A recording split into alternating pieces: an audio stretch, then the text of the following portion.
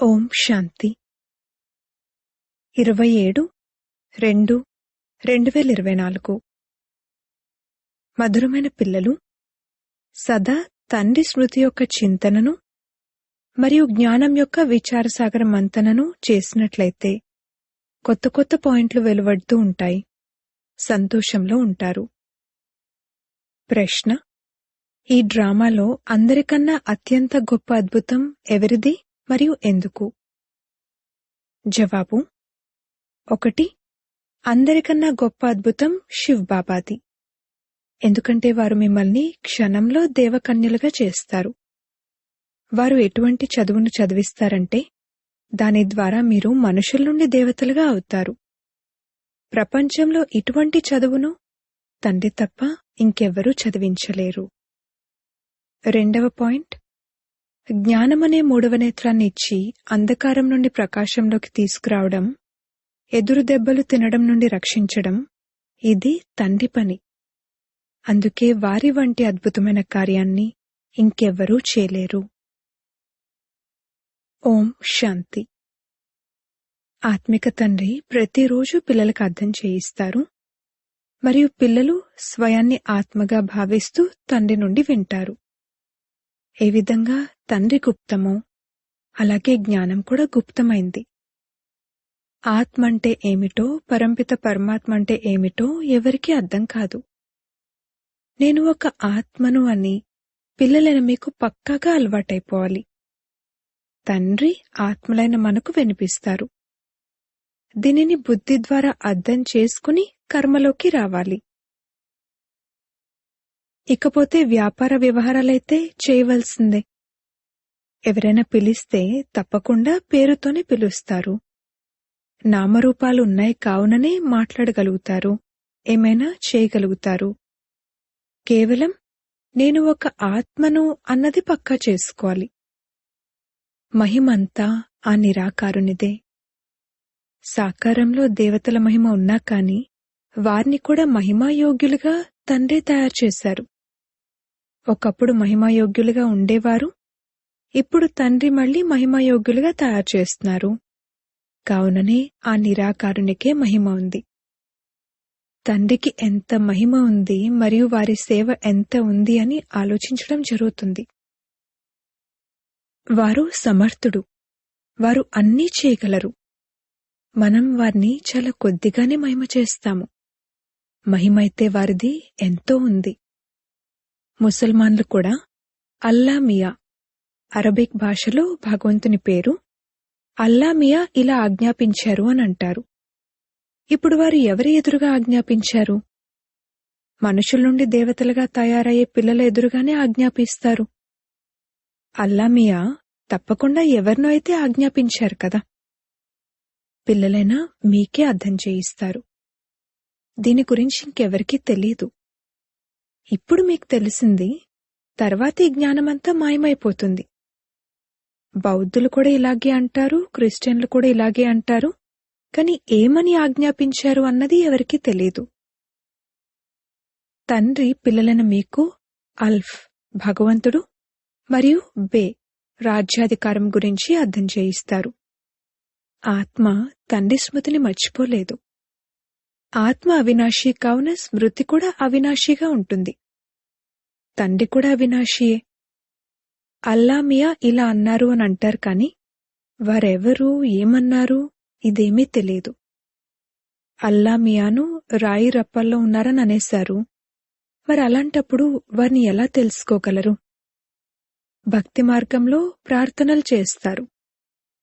ఎవరెవరైతే వస్తారో వారందరూ సతో రజో తమోలలోకి రావాల్సిందేనని ఇప్పుడు మీరు అర్థం చేసుకున్నారు. క్రైస్టు, బుద్ధుడు మొదలైన వారెవరైతే వస్తారో వారి వెనుక అందరూ దిగవలసిందే. పైకెక్కే విషయమే లేదు. తండ్రే వచ్చి అందర్నీ పైకి తీసుకువెళ్తారు. సర్వుల సద్గతిదాత ఒక్కరే. ఇంకెవ్వరూ సద్గతినివ్వడానికి రారు. క్రైస్ట్ వచ్చారు అని భావించినట్లయితే వారు ఎవరికి కూర్చుని అర్థం చేయిస్తారు? ఈ విషయాలను అర్థం చేసుకునేందుకు మంచి బుద్ధి కావాలి. కొత్త కొత్త యుక్తులను కనుగొనాలి, కష్టపడాలి, రత్నాలను వెలికి తీయాలి. అందుకే బాబా అంటారు, విచారసాగర మంథనం చేసి రాయండి, ఆ తర్వాత ఏమేం మిస్ అయ్యాయో చదివి చూడండి. తండ్రి పాత్ర ఏదైతే ఉందో అది నడుస్తూ ఉంటుంది. తండ్రి కల్పపూర్వం యొక్క జ్ఞానాన్ని వినిపిస్తారు. ఎవరైతే ధర్మస్థాపన చేయడానికి వస్తారో వారి వెనుక వారి ధర్మం వారు కూడా కిందకు దిగాలని పిల్లలకు తెలుసు. అటువంటి వారు ఎవరినైనా పైకెలా తీసుకువెళ్తారు? మెట్లు కిందకు దిగాల్సిందే. మొదట సుఖము, ఆ తర్వాత దుఃఖము. ఈ నాటకం చాలా ఫైన్ గా తయారు చేయబడి ఉంది. విచారసాగర మంథనం చేయవలసిన అవసరం ఉంది. ధర్మపితలు ఎవరి సద్గతిని చేసేందుకు రారు, వారు కేవలం ధర్మస్థాపన చేయడానికి వస్తారు. జ్ఞానసాగరుడు ఒక్కరే, ఇంకెవ్వర్లోనూ జ్ఞానం లేదు. డ్రామాలో సుఖ దుఃఖాల ఆటైతే అందరి కొరకు ఉంది, దుఃఖం కన్నా సుఖం ఎక్కువ ఉంది. డ్రామాలో పాత్రను అభినయిస్తున్నారంటే తప్పకుండా సుఖం ఉండాలి. తండ్రి దుఃఖాన్నేమైనా స్థాపిస్తారా? తండ్రి అయితే అందరికీ సుఖాన్ని ఇస్తారు. విశ్వంలో శాంతి ఏర్పడుతుంది. దుఃఖధామంలో శాంతి ఉండదు. ఎప్పుడైతే తిరిగి శాంతిధామానికి వెళ్తారో అప్పుడే శాంతి లభిస్తుంది. తండ్రి కూర్చుని అర్థం చేయిస్తారు, మేము బాబాతో పాటు ఉన్నామని, బాబా అసురుల నుండి దేవతలుగా తయారు చేయడానికి వచ్చారని ఎప్పుడూ మర్చిపోకూడదు. ఈ దేవతలు సద్గతిలో ఉన్నప్పుడు మిగిలిన ఆత్మలందరూ మూలవతనంలో ఉంటారు. డ్రామాలో అందరికన్నా పెద్ద అద్భుతం అనంతమైన తండ్రిది. వారు మిమ్మల్ని దేవకన్యలుగా తయారు చేస్తారు. చదువు ద్వారా మీరు దేవకన్యలుగా అవుతారు. భక్తి మార్గంలో ఏమీ అర్థం చేసుకోరు. మాలను తిప్పుతూ ఉంటారు. ఒకరు హనుమంతుణ్ణి, ఒకరు ఇంకెవరినో తలుచుకుంటారు. వారిని తలుచుకోవడం వల్ల లాభమేముంది? తండ్రి మహారథి అన్నారు. దానికి వారు ఏనుగుపై స్వారీ చేసినట్లుగా చూపించారు. ఈ విషయాలన్నింటినీ తండ్రే అర్థం చేయిస్తారు. గొప్ప గొప్ప వ్యక్తులు ఎక్కడికైనా వెళ్ళినప్పుడు వారికి ఎన్నో స్వాగత సత్కారాలు చేస్తారు. మీరు ఇంకెవరికీ సత్కారాలు చేయరు. ఈ సమయంలో వృక్షమంతా శిథిలావస్థలో ఉందని మీకు తెలుసు. ఇక్కడ విషంతో జన్మ తీసుకుంటారు. సత్యుగంలో విషం యొక్క విషయమే ఉండదు అని ఇప్పుడు మీకు ఫీలింగ్ రావాలి. తండ్రి అంటారు, నేను మిమ్మల్ని పదమపదమపతులుగా తయారు చేస్తాను. సుదాముడు పదమపదంపతిగా అయ్యారు కదా. అందరూ తమ కొరకే చేసుకుంటారు. తండ్రి అంటారు, ఈ చదువు ద్వారా మీరు ఎంత ఉన్నతంగా తయారవుతారు. ఆ గీతను అందరూ వింటారు, చదువుతారు. ఇతను కూడా చదివేవారు. కాని ఎప్పుడైతే తండ్రి కూర్చుని వినిపించారో అప్పుడు ఆశ్చర్యపోయారు. తండ్రి ద్వారా లభించిన గీతతో సద్గతి లభించింది. ఈ మనుషులు కూర్చుని ఏమేమో తయారు చేశారు. అల్లా మియా ఇలా అన్నారు అని అంటారు. కాని అసలు ఆ అల్లా ఎవరు అన్నది ఏం అర్థం చేసుకోరు. దేవీదేవత ధర్మం వారికే భగవంతుని గురించి తెలియనప్పుడు ఇక ఎవరైతే వెనకొస్తారో వారేం తెలుసుకోగలరు? సర్వశాస్త్రమై శిరోమణి అయిన గీతనే తప్పుగా చేసేశారు. మరి మిగిలిన శాస్త్రాల్లో ఇంకేముంటుంది? తండ్రి పిల్లలను మనకేదైతే వినిపించారో అది కనుమరుగైపోయింది. ఇప్పుడు మీరు తండ్రి నుండి విని దేవతలుగా అవుతున్నారు. పాత ప్రపంచం యొక్క లెక్కాచారాలైతే అందరూ తీర్చుకోవాల్సిందే. ఆ తర్వాత ఆత్మ పవిత్రంగా అయిపోతుంది. వారికి కూడా ఏవైనా లెక్కాచారాలు మిగిలి ఉంటే అవి తీరిపోతాయి. మనమే మొట్టమొదట వెళ్తాము, మళ్లీ మొట్టమొదట వస్తాము. మిగిలిన వారంతా శిక్షలు అనుభవించి లెక్కాచారాలు తీర్చుకుంటారు. ఈ విషయాల్లోకి ఎక్కువగా వెళ్ళకండి. మొట్టమొదట సర్వుల సద్గతిదాత ఒక్క తండ్రేనని నిశ్చయం చేయించండి. ఆ తండ్రి ఒక్కరే శిక్షకుడు మరియు గురువు కూడా. వారు అశరీరి. ఆ ఆత్మలో ఎంతటి జ్ఞానం ఉంది! వారు జ్ఞానసాగరుడు, సుఖసాగరుడు. వారికి ఎంత మహిమ ఉంది. వారు కూడా ఒక ఆత్మే. ఆత్మే వచ్చి శరీరంలోకి ప్రవేశిస్తుంది. పరంపిత పరమాత్మ తప్ప ఇంకెవ్వరూ ఆత్మ మహిమను చేయలేరు. మిగిలిన వారంతా శరీరధారుల మహిమను చేస్తారు. వీరు సుప్రీం ఆత్మ. శరీరం లేకుండా ఆత్మ యొక్క మహిమనేది ఒక్క నిరాకారుడైన తండ్రికి తప్ప ఇంకెవరికీ జరగదు. ఆత్మలోనే జ్ఞానం యొక్క సంస్కారాలున్నాయి. తండ్రిలో జ్ఞానం యొక్క సంస్కారాలు ఎన్ని ఉన్నాయి? ప్రేమసాగరుడు, జ్ఞానసాగరుడు. ఇది ఆత్మ మహిమనా? మానవమాతృలెవ్వరికీ ఈ మహిమ ఉండదు. శ్రీకృష్ణుడు సత్యుగ మొదటి రాకుమారుడు. తండ్రి వచ్చి పిల్లలకు వారసత్వాన్ని ఇస్తారు. అందుకే వారి మహిమ గానం చేయబడుతుంది. శివజయంతి వజ్రతుల్యమైనది. ధర్మస్థాపకులు వస్తారు. వచ్చి ఏం చేస్తారు? క్రైస్ట్ వచ్చినప్పుడు ఆ సమయంలో క్రిస్టియన్లు లేరు కదా. మరి వారు ఎవరికైనా ఏ జ్ఞానాన్ని ఇస్తారు? మహా అయితే మంచి నడవడిక నడుచుకోండి అని చెప్తారు. ఈ మాటనైతే ఎంతోమంది మనుషులు అర్థం చేయిస్తూ ఉంటారు. ఇకపోతే సద్గతి జ్ఞానాన్ని ఎవ్వరూ ఇవ్వలేరు. వారికి తమ తమ పాత్ర లభించి ఉంది. సతో రజో తమోలలోకి రావాల్సిందే. వచ్చి రాగానే క్రిస్టియన్ల యొక్క చర్చిలు ఎలా తయారవుతాయి? ఎప్పుడైతే చాలా మంది అవుతారో, భక్తి ప్రారంభమవుతుందో అప్పుడు చర్చిలు నిర్మిస్తారు. దానికి ఎంతో ధనం కావాలి. యుద్ధాలకు కూడా ధనం కావాలి. ఇది మనుష్య సృష్టిరూపీ వృక్షమని తండ్రి అర్థం చేయిస్తారు. వృక్షం ఎప్పుడైనా లక్షల సంవత్సరాలది ఉంటుందా? అలా అయితే లెక్క కుదరదు. తండ్రి అంటారు, ఓ పిల్లలు, మీరు ఎంత వివేకహీనులుగా అయిపోయారు. ఇప్పుడు మీరు వివేకవంతులుగా అవుతారు. మీరు రాజ్యం చేయడానికి మొదటే తయారై వస్తారు. వారైతే ఒంటరిగా వస్తారు. ఆ తర్వాత వృద్ధి జరుగుతుంది.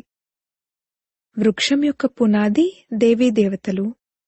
వారి నుండి మళ్లీ 3 శాఖలు వెలువడతాయి. ఆ తర్వాత చిన్న చిన్న మఠాలు, ఆశ్రమాలు వస్తాయి. వృద్ధి జరుగుతుంది. ఆ తర్వాత వారి మహిమ కొంత జరుగుతుంది. కాని దానివల్ల లాభమేమీ లేదు. అందరూ కిందకు రావాల్సిందే. మీకిప్పుడు మొత్తం జ్ఞానమంతా లభిస్తుంది. గాడ్ ఈజ్ నాలెడ్జ్ఫుల్ అని అంటారు కాని ఆ నాలెడ్జ్ ఏమిటి అనేది ఎవరికీ తెలియదు. మీకిప్పుడు ఆ నాలెడ్జ్ లభిస్తుంది. భాగ్యశాలి రథమైతే తప్పకుండా కావాలి. తండ్రి సాధారణ తనులోకొస్తారు. అప్పుడు వీరు భాగ్యశాలిగా అవుతారు. సత్యుగంలో అందరూ పదమ భాగ్యశాలురు. ఇప్పుడు మీకు జ్ఞానమనే 3వ నేత్రం లభిస్తుంది. దాని ద్వారా మీరు లక్ష్మీనారాయణల వలె అవుతారు. జ్ఞానమైతే ఒక్కసారే లభిస్తుంది. భక్తిలోనైతే ఎదురుదెబ్బలు తింటూ ఉంటారు. అంధకారం ఉంటుంది.